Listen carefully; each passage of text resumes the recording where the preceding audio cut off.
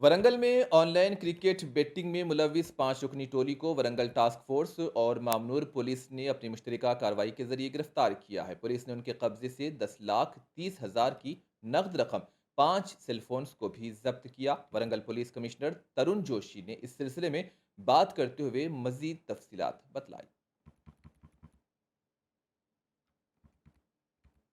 ఇప్పుడు IPL season 15 నడుస్తుంది.